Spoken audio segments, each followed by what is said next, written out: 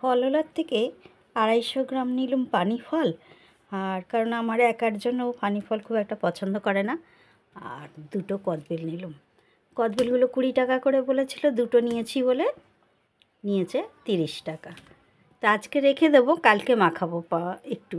যদিও খুব সুন্দর গন্ধ বেরোচ্ছে, তবু একদিন থাক বাড়িতে, তারপর আমি এটাকে কদবেল মাখা করব এবং আপনাদের সাথে শেয়ারও করব।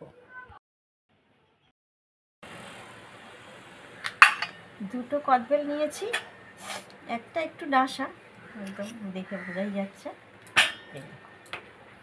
আর এটা একেবারে পাকা কালো হয়ে গেছে।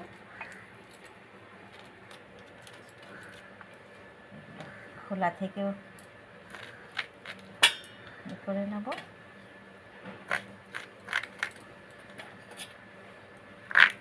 পরে শিরাগুলো বেছে ফেলে দেবো।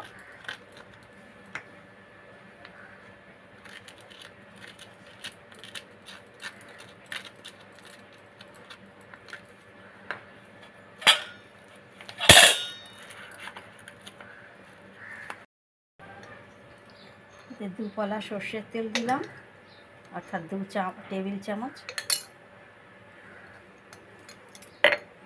এখানে নিয়ে পরিমাণ মতো লবণ নিয়েছি, কাঁচা লঙ্কাও 4-5টা কুচিয়ে নিয়েছি, একটু ধনে পাতা কুচি নিয়েছি, আর এখানে নিয়েছি আখের গুড় আর চিনি। যে যেরকম পরিমাণ মিষ্টি খাবে সেরকম নিয়ে নেবেন। আমি বেশ খানিকটা আখের গুড় আর 3 টেবিল চামচ চিনি নিয়েছি, কারণ আমরা একটু মিষ্টিটা বেশি খাই সেজন্য। এবার এগুলোও দিয়ে দিন, সব ইনগ্রিডিয়েন্টস একসাথে দিয়ে আর মাখুন।